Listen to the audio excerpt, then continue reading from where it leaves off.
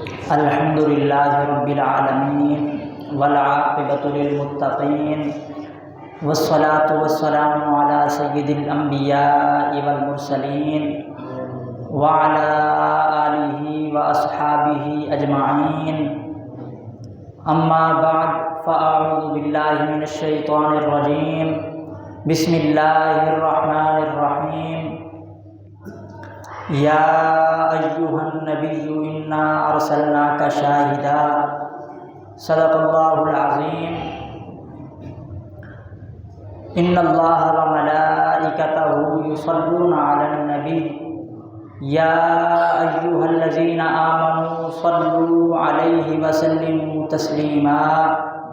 اللہم صل علی سیدنا و مولانا محمد وعلی آل سیدنا ومولانا محمد وبارک وسلم۔ مولاي صل وسلم دائما ابدا على حبيبك خير الخلق كلهم، منزه عن شريك في محاسنه فجوهر الحسن فيه غير منقسم۔ اللہ تبارک و تعالی جل جلالہ و عم نوالہ کی حمد و ثنا اور حضور سرور کونین سید الانبیاء امام الانبیاء احمد مجتبی جناب محمد مصطفیٰ صلی اللہ علیہ وسلم کے دربار گوہر بار میں ہدیہ درود و سلام عرض کرنے کے بعد دعا ہے رب کائنات ہم سب کا یہاں مل بیٹھنا اپنی بارگاہ میں قبول و منظور فرمائے۔ حاضرین محترم، آج کے اس جمعۃ المبارک کے موقع پر آپ کے سامنے حضور علیہ السلام کی شان و عظمت کے حوالے سے چند باتیں عرض کروں گا۔ دعا ہے رب کائنات مجھے حق اور سچ عرض کرنے کی توفیق عطا فرمائے۔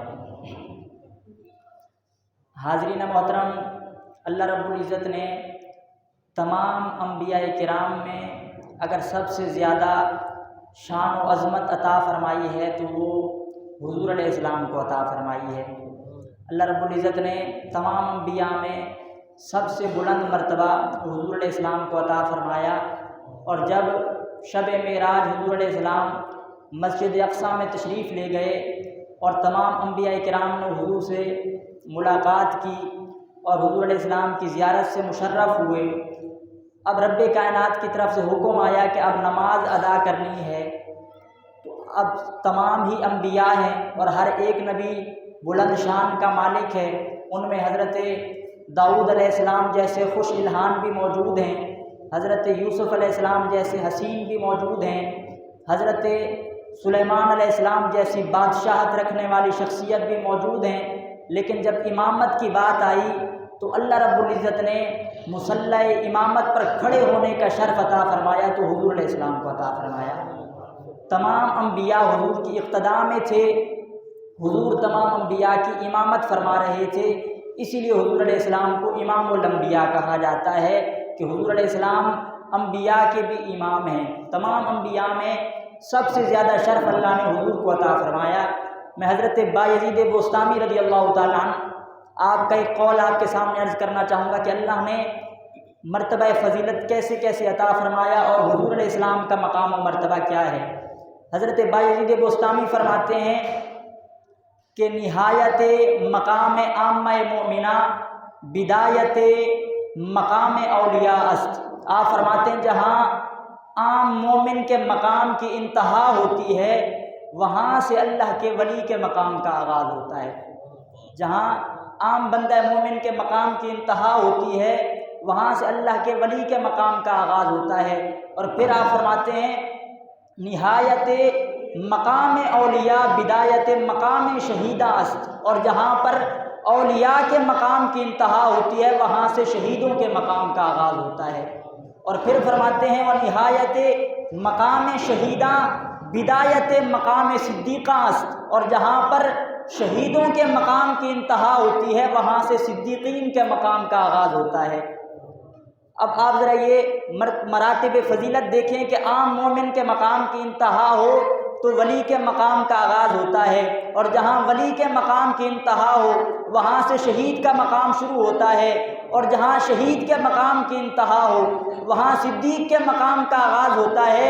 اور حضرت بایزید بستامی فرماتے ہیں نہایت مقام صدیقہ بدایت مقام انبیاء است، اور جہاں پر صدیقین کے مقام کی انتہا ہوتی ہے وہاں سے اللہ کے نبیوں کے مقام کا آغاز ہوتا ہے۔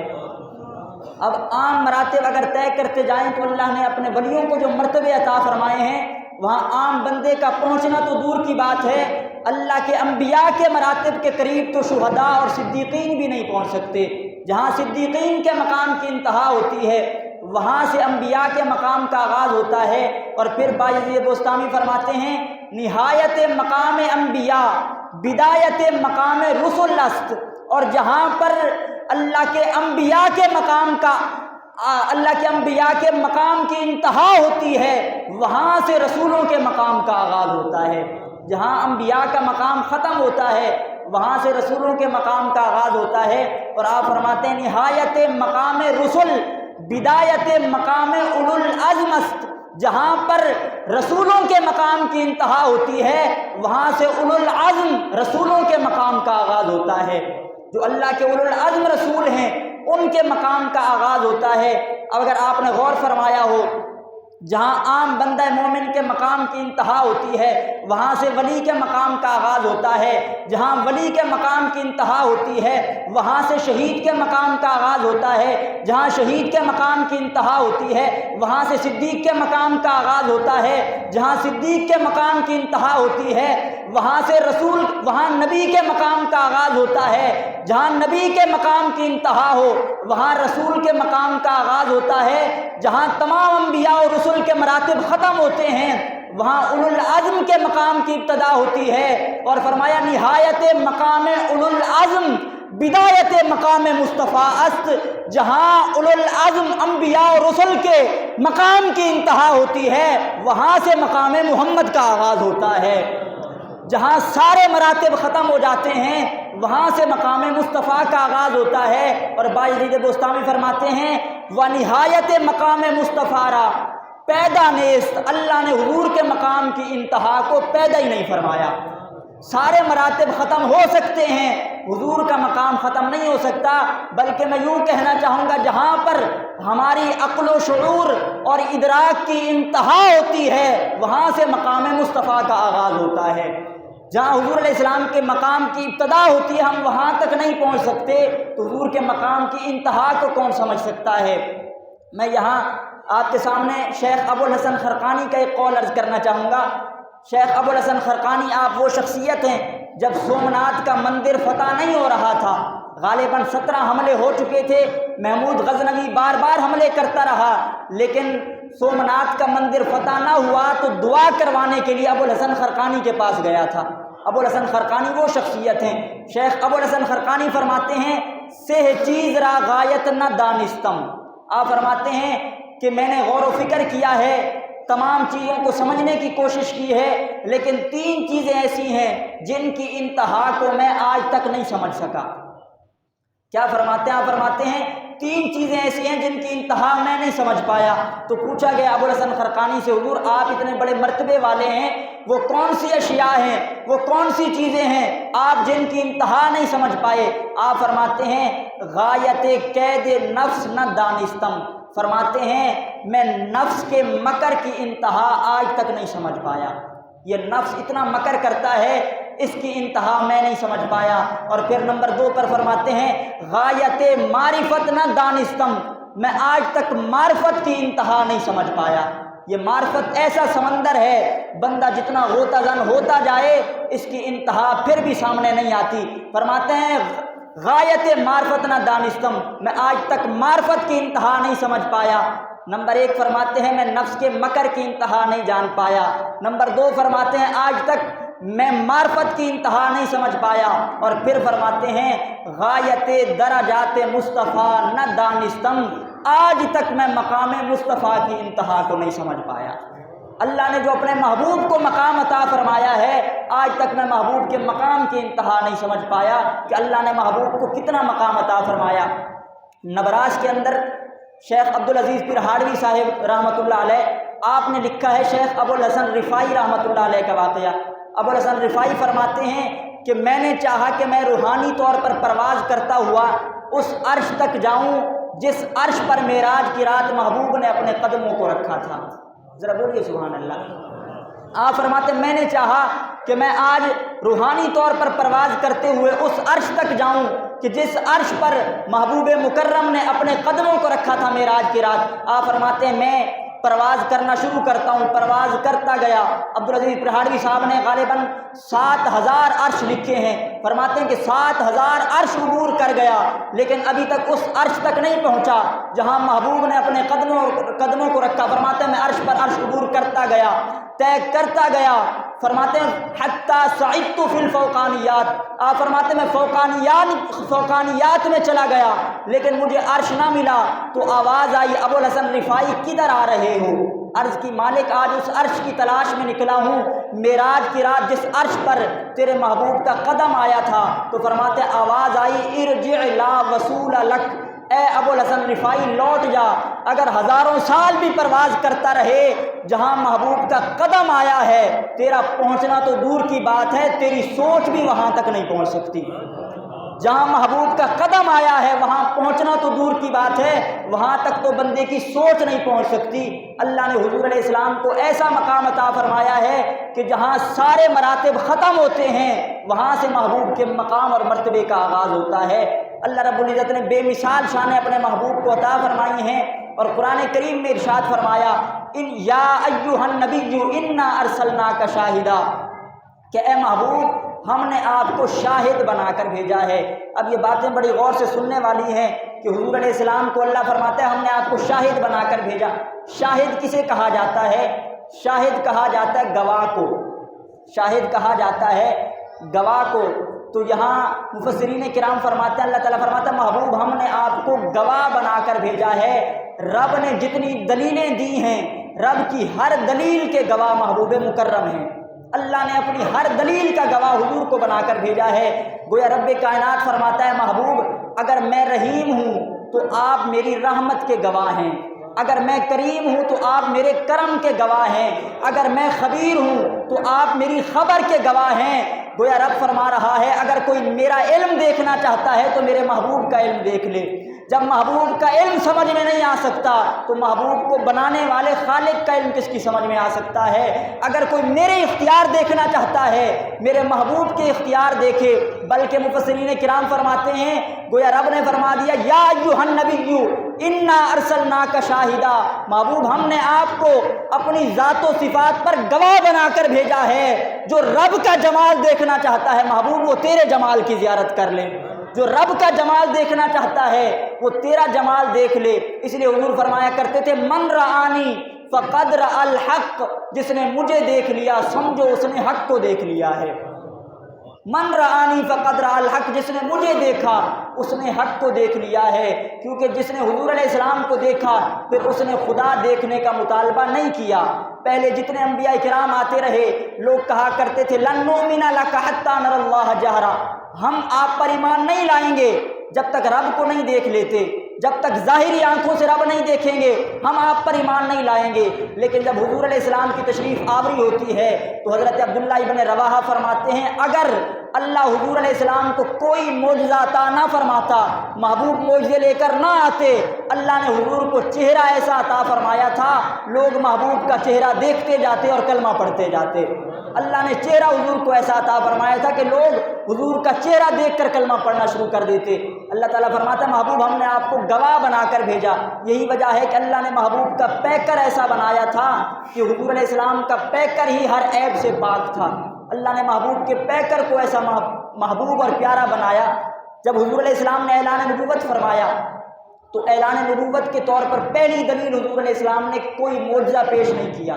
جب پہلی دلیل حضور علیہ السلام سے مانگی گئی کہ اگر آپ نبی ہیں تو ہمیں کوئی دلیل پیش کریں، حضور علیہ السلام نے جب سب لوگوں کو جمع کیا نبوت کا اعلان فرمایا تو حضور نے فرمایا کہ بتاؤ میں اللہ کا نبی ہوں، تم ایمان لاؤ گے کہ نہیں لاؤ گے؟ تو سب نے یہ نہیں کہا کہ آپ معجزہ پیش کریں، دلیل پیش کریں۔ جب حضور علیہ السلام نے اعلان نبوت فرمایا کہ لوگوں میں اللہ کا نبی ہوں، تم ایمان لاؤ گے کہ نہیں؟ جب لوگوں نے کہا کہ آپ کیسے ہم آپ کو اللہ کا نبی مان لیں، تو حضور نے پہلی دلیل یہ ارشاد فرمائی لقد لبثت فیکم عمرا من قبلہ افلا تعقلون، کہ میں نے 40 سال تمہارے درمیان گزارے ہیں، بتاؤ اس 40 سالہ زندگی میں کوئی عیب میرے اندر دیکھا ہے؟ کیا کوئی عیب ہے میرے اندر؟ تو تمام نے کہا جی ہم نے آپ میں کوئی عیب نہیں دیکھا۔ اور پھر حضور علیہ السلام نے فرمایا کہ اب اگر میں تم سے کہوں اس پہاڑ کے پیچھے ایک لشکر ہے جو تم پر حملہ کرنے والا ہے، تو تم مانو گے کہ نہیں مانو گے؟ تو تمام نے کہا انا وجدناک صادقا و امینا، اے محبوب ہم نے صادق بھی آپ کو پایا ہے، امین بھی آپ کو پایا ہے۔ اگر آپ کہہ رہے ہیں کہ یہاں سے ایک لشکر آنے والا ہے اور ہم پر حملہ کرنے والا ہے، ہم آنکھیں بند کر کے آپ کی بات ماننے کو تیار ہیں۔ یا رسول اللہ اگر آپ فرما رہے ہیں کہ یہاں سے لشکر آنے والا ہے تو یقیناً آپ سچ فرما رہے ہیں، کیونکہ آپ نے کبھی جھوٹ نہیں بولا۔ یا اب اگلا جملہ ذوق سے سماعت کیجئے گا۔ حضور نے فرمایا اگر میں کہوں یہاں سے لشکر آنے والا ہے، مانو گے کہ نہیں؟ انہوں نے کہا جی آپ نے کبھی جھوٹ نہیں بولا، آپ تو صادق بھی ہیں، امین بھی ہیں، ہم آپ کی بات کا کیسے انکار کر سکتے ہیں؟ اب میرا وجدان یہ کہتا ہے، حضور نے فرمایا ہوگا کہ اگر تم اس پہاڑ پر چڑھ کر دیکھو اور سامنے کوئی لشکر نہ آئے تو کیا مجھے جھوٹا کہو گے؟ تم خود پہاڑ پر چڑھ کر دیکھو اور پیچھے کوئی لشکر موجود نہ ہو، کیا کہو گے کہ محبوب جھوٹ بول رہے ہیں؟ تو گویا سب نے زبان حال سے کہا ہوگا کہ اگر ہم پہاڑ کے اوپر چڑھ کر دیکھیں سامنے لشکر کوئی نہ ہو تو ہم کہیں گے ہم اندھے ہو چکے ہیں، محمد سچ بول رہا ہے، کیونکہ محبوب جھوٹ نہیں بول سکتے، کیونکہ انا وجدناک صادقا و امینا، ہم نے صادق بھی آپ کو پایا ہے، امین بھی آپ کو پایا ہے۔ اللہ نے محبوب کا پیکر ایسا بنایا تھا کہ جو محبوب مکرم کو دیکھتا وہ کلمہ پڑھتا جاتا۔ اب میں چند باتیں آپ کے سامنے عرض کرنے لگا ہوں، اللہ نے حضور کا پیکر کیسا بنایا۔ حضرت انس رضی اللہ تعالی عنہ، آپ کی روایت عرض کر رہا ہوں، اگر سمجھ آئے سبحان اللہ کہیے گا۔ حضرت انس کیا فرماتے ہیں؟ حضرت انس رضی اللہ تعالیٰ عنہ فرماتے ہیں کہ میں نے دنیا میں کوئی مشک و عنبر کی خوشبو ایسی نہیں دیکھی جو اللہ نے حضور کی خوشبو سے زیادہ بہتر بنائی ہو۔ اللہ نے مشک و عنبر میں وہ خوشبو نہیں رکھی جو خوشبو اللہ نے محبوب کو عطا فرمائی ہے۔ حضرت جابر بن سامورہ فرماتے ہیں، حضرت جابر بن سامورہ فرماتے ہیں میں حضور کی بارگاہ میں حاضر ہوا، حضور علیہ السلام نے شفقت اور محبت کے طور پر میرے رخسار پر ہاتھ رکھا۔ اب یہ بات بڑی قابل غور ہے۔ حضرت جابر بن سامورہ فرماتے ہیں کہ حضور علیہ السلام کی بارگاہ میں حاضر ہوا، حضور نے اپنا دست مبارک میرے رخساروں پر رکھا۔ آپ فرماتے ہیں کہ حضور علیہ السلام کی مبارک ہتھیلیوں میں اللہ نے ایسی ٹھنڈک رکھی تھی، ایسی ٹھنڈک رکھی تھی، فرماتے ہیں اللہ نے برف کے اولوں میں وہ ٹھنڈک نہیں رکھی جو مصطفیٰ کی ہتھیلیوں میں ٹھنڈک رکھی تھی۔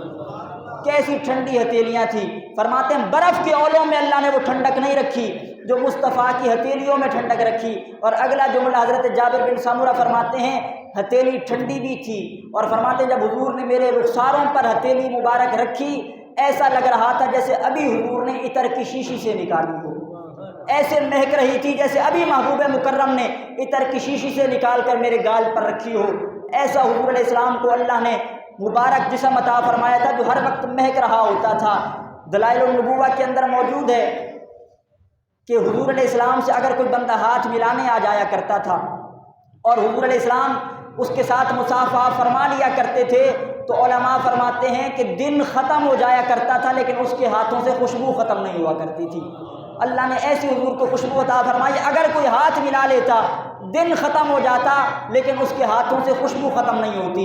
حضرت ام سلیم رضی اللہ تعالی عنہ، آپ حضور علیہ السلام حضرت ام سلیم کے گھر میں تشریف لے گئے، گرمیوں کا موسم تھا، حضور علیہ السلام نے ان کے گھر پہ قیلولہ فرمایا، دوپہر کو آرام فرمایا، گرمی کا موسم تھا، حضور علیہ السلام کے بدن مبارک پر پسینہ جاری ہو گیا۔ حضرت ام سلیم رضی اللہ تعالی عنہ نے ایک شیشی اٹھائی، حضور علیہ السلام کے پسینے کو جمع کرنا شروع کیا۔ جب حضور علیہ السلام بیدار ہوئے تو فرمایا اے ام سلیم یہ کیا کر رہی ہو؟ عرض کرتی ہیں یا رسول اللہ میں آپ کا پسینہ جمع کر رہی ہوں۔ حضور نے فرمایا کس لیے پسینہ جمع کر رہی ہو؟ عرض کرتے ہیں یا رسول اللہ کہ اللہ نے مشک و عنبر میں وہ خوشبو نہیں رکھی جو آپ کے پسینے میں اللہ نے خوشبو رکھی ہے، اس لیے آپ کا پسینہ جمع کر رہی ہوں کہ آپ کا پسینہ بڑا خوشبودار ہے۔ ایک صحابی حضور کی بارگاہ میں حاضر ہوتے ہیں، عرض کرتے ہیں یا رسول اللہ میری بیٹی کی شادی ہے، میں چاہتا ہوں آپ کچھ عطا فرمائیں۔ یا رسول اللہ آپ عطا فرمائیں، میری بیٹی کی شادی ہے۔ تو حضور علیہ السلام نے فرمایا جاؤ کوئی شیشی ڈھونڈ کر لاؤ۔ جس کا جو منہ ہے وہ وسیع ہونا چاہیے، کشادہ ہونا چاہیے۔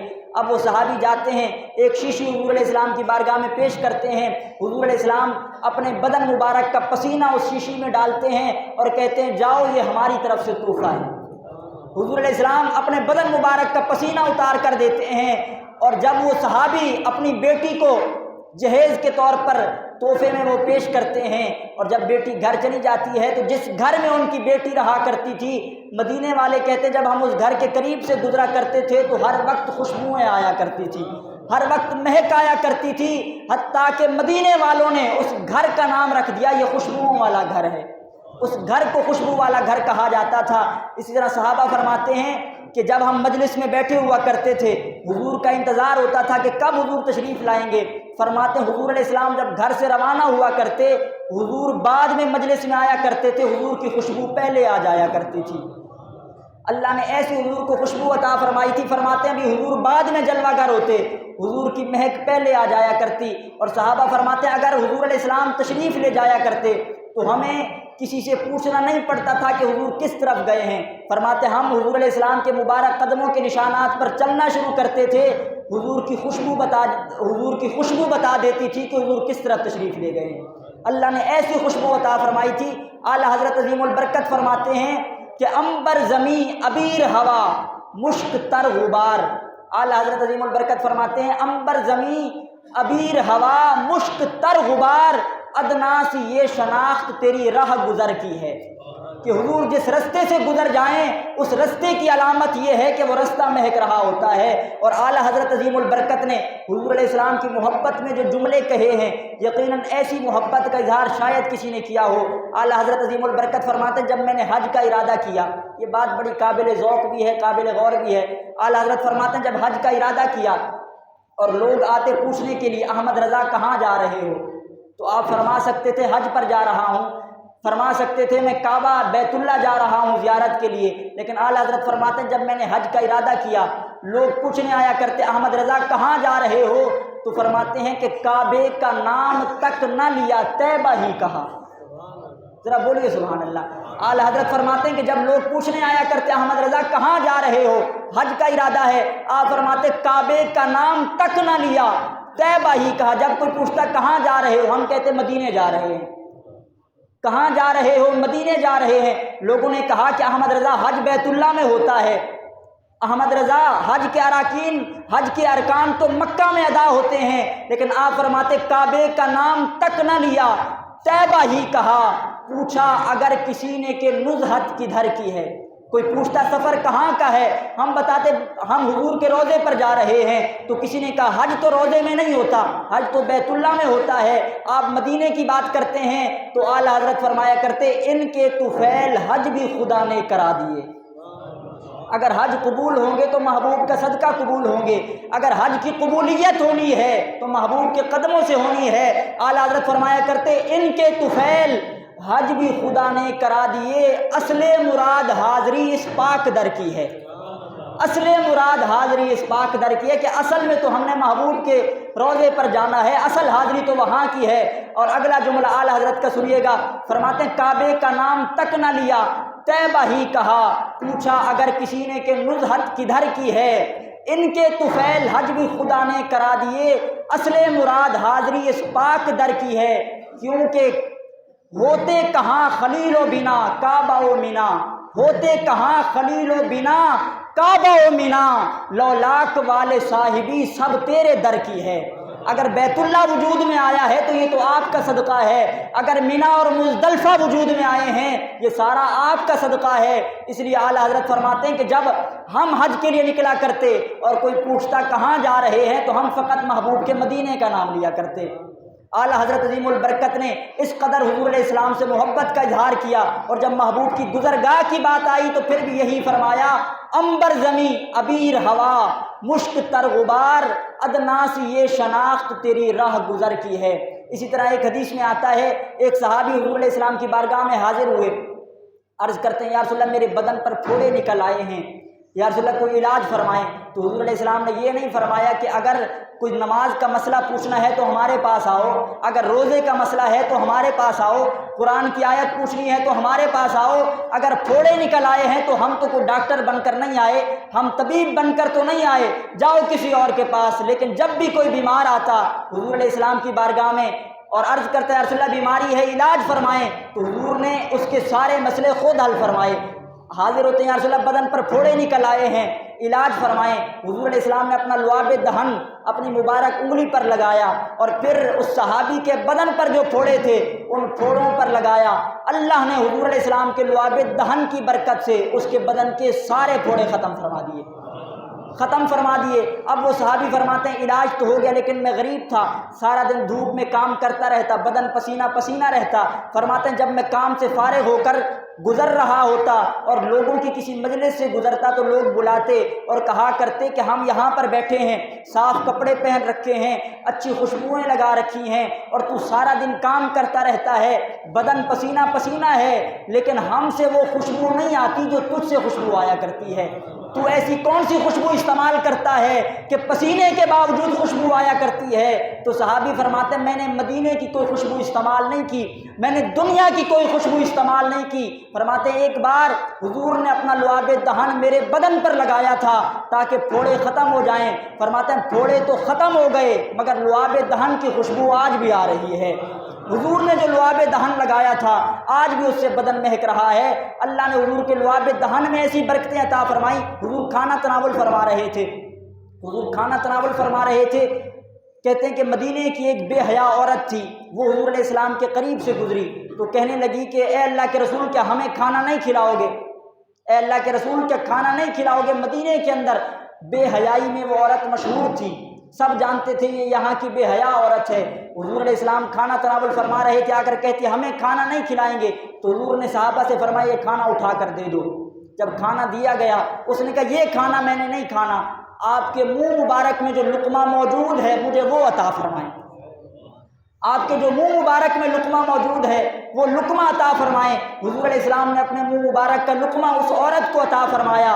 جب اس عورت نے وہ لقمہ کھایا اور جب حضور علیہ السلام کا لعاب دہن اس کے پیٹ تک پہنچا تو مدینے والے کہتے ہیں پہلے اس سے زیادہ بے حیا کوئی عورت نہیں تھی، جب سے حضور علیہ السلام کا لعاب دہن اس کے پیٹ میں پہنچا ہے اللہ نے ایسی حیا عطا فرمائی ہے، مدینے میں اس جیسی حیادار عورت اور کوئی نہیں ہے۔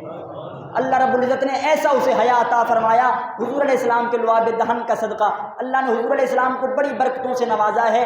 آخری بات عرض کر کے گفتگو ختم کرتا ہوں۔ حضور علیہ السلام کے ایک صحابی ہیں جن کا نام ہے حضرت عبداللہ ابن زبیر رضی اللہ تعالیٰ عنہ۔ حضرت عبداللہ ابن زبیر رضی اللہ تعالیٰ عنہ آپ جناب صدیق اکبر رضی اللہ تعالیٰ عنہ کے نواسے ہیں۔ جناب حضرت عائشہ صدیقہ رضی اللہ تعالیٰ عنہ کی بڑی بہن حضرت اسماء بنت ابی بکر ان کے بیٹے ہیں، اور آپ وہ ہیں جن کی ولادت مدینہ میں ہوئی۔ مدینہ میں پیدا ہونے والے بچوں میں آپ کا شمار ہوتا ہے۔ جب مسلمان حضور علیہ السلام کے ساتھ ہجرت کر کے مدینہ آئے تو وہاں کے یہودیوں نے یہ بات پھیلا دی کہ ہم نے مسلمانوں پر ایسا جادو کر دیا ہے، اب ان کے ہاں بیٹی تو پیدا ہو سکتی ہے، بیٹا کوئی پیدا نہیں ہوگا، اب بیٹا کوئی پیدا نہیں ہوگا، یہ لا ولد ہو جائیں گے، ان کی نسلیں ختم ہو جائیں گی، اب مسلمانوں کے ہاں کوئی بیٹا پیدا نہیں ہوگا۔ اب حضور علیہ السلام اور تمام مسلمان تو مدینہ میں جلوہ گر ہو گئے۔ ابتداءً تو مسلمانوں نے اس بات کو زیادہ جو ہے دل کے قریب نہیں لیا کہ یہ ایسی بات کر رہے ہیں، ایسا کچھ ہونے والا نہیں۔ 1 مہینہ 2 مہینے حتیٰ کہ 7 یا 8 مہینے گزرنے کو تھے لیکن کسی کے گھر میں بچے کی ولادت نہیں ہوئی۔ اگر ولادت ہوتی ہے تو بچی کی ولادت ہوتی ہے۔ اب مسلمانوں میں پریشانی کی لہر دوڑ پڑی کہ اب کیا معاملہ ہوگا، اگر ہمارے بچے نہ ہوئے اور واقعی میں کوئی ایسا جادو ہو گیا۔ سارے پریشان تھے اور اس پریشانی کے عالم میں اللہ نے سب سے پہلا مسلمانوں کو جو بیٹا عطا فرمایا اس بیٹے کا نام عبداللہ ابن زبیر ہے۔ سب سے پہلا مدینہ کے اندر جو بیٹا پیدا ہوا اور آپ کی ولادت پر باقاعدہ نعرے لگائے گئے، اور جناب صدیق اکبر حضرت عبداللہ ابن زبیر کو اٹھا کر مدینے کی گلیوں میں گھومتے اور یہ صدا لگاتے، لوگوں یہودیوں کا جادو ٹوٹ چکا ہے، میرے رب نے جو وعدہ کیا تھا وہ وعدہ سچ ہو کر رہے گا، یہودیوں کا جادو چلنے والا نہیں۔ حضرت صدیق اکبر کی بیٹی کو جب اللہ نے حضرت عبداللہ ابن زبیر عطا فرمائے تو اب کہا گیا کہ یہ آپ کا بیٹا پیدا ہوا ہے، دودھ پلائیں۔ حضرت اسماء بنت ابی بکر فرماتی ہیں عظمت رب کعبہ کی قسم جب تک حضور علیہ السلام اسے لعاب دہن نہیں عطا فرمائیں گے میں اپنا دودھ نہیں پلاؤں گی۔ جب تک حضور میرے بچے کو لعاب دہن نہیں دیں گے۔ حضرت عبداللہ ابن زبیر کو حضور کی بارگاہ میں لایا گیا، حضور علیہ السلام نے کھجور کھائی اور اسے نرم کیا اپنے منہ مبارک میں، نرم کرنے کے بعد وہ کھجور حضور علیہ السلام نے حضرت عبداللہ ابن زبیر کے منہ میں رکھی، اور پہلی غذا جو حضرت عبداللہ ابن زبیر کے پیٹ تک اتری، آپ کے معدے میں اتری، وہ پہلی غذا مصطفیٰ کا لعاب دہن تھا، پہلی غذا حضور کا لعاب دہن تھا۔ پھر زمانے نے دیکھا کہ اس لعاب دہن کی جو برکتیں ہوئیں، جب یزید کا دور حکومت آیا، یزید کی مخالفت کرنے والے صحابہ میں حضرت عبداللہ ابن زبیر سر فہرست ہیں، آپ آخر تک اس کی مخالفت میں ڈٹے رہے، اور جب یزید مر گیا، یزید کے بعد اللہ نے آپ کو خلافت بھی عطا فرمائی۔ حضرت عبداللہ ابن زبیر نے خلافت کا اعلان فرمایا، آپ خلیفہ رہے، لیکن کچھ عرصہ گزرنے کے بعد حجاج بن یوسف کا دور آیا، اور حجاج بن یوسف اس نے آ کر مکے پر چڑھائی کی اور حضرت عبداللہ ابن زبیر کو پکڑا۔ حضرت عبداللہ ابن زبیر کو جب حجاج بن یوسف نے پکڑا اور معاذ اللہ شہید کر دیا، شہید کرنے کے بعد حجاج بن یوسف نے کہا کہ میں عبداللہ ابن زبیر کو عبرت کا نشان بناؤں گا تاکہ آئندہ کوئی ہماری مخالفت نہ کر سکے، ہمارے خلاف نہ کھڑا ہو سکے۔ اس نے جناب حضرت عبداللہ ابن زبیر رضی اللہ تعالی عنہ کو مکہ کے چوراہے میں لٹکا دیا۔ آپ کا بدن مبارک ہے اور مکہ کے میدان اور چوراہے کے اندر لٹکا ہوا ہے۔ کسی نے عبداللہ ابن زبیر کی والدہ اسماء بنت ابی بکر سے کہا، ابھی تک آپ حیات تھی، آپ کی والدہ اسماء بنت ابی بکر حیات تھی، کسی نے کہا کہ حجاج نے تمہارے بیٹے کو لٹکا دیا ہے، تو فرماتے ہیں بیٹا لٹک گیا ہے مگر ظالم کے سامنے جھکا نہیں ہے، لٹک ضرور گیا ہے مگر میرا بیٹا جھکا نہیں ہے۔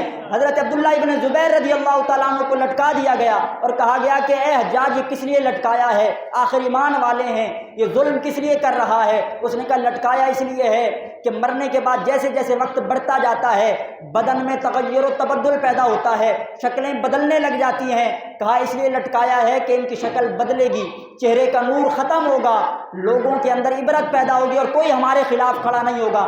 آپ کو لٹکا دیا، ایک دن گزر گیا، 2 دن گزر گئے، جیسے جیسے دن گزرتے جا رہے تھے چہرے کا نور ختم نہیں ہو رہا تھا بلکہ نور اور بڑھتا جا رہا تھا، نور اور بڑھتا جا رہا تھا۔ اب ظالم نے دیکھا کہ چہرے کا نور تو اور بڑھتا جا رہا ہے، لوگ کیسے عبرت حاصل کریں گے؟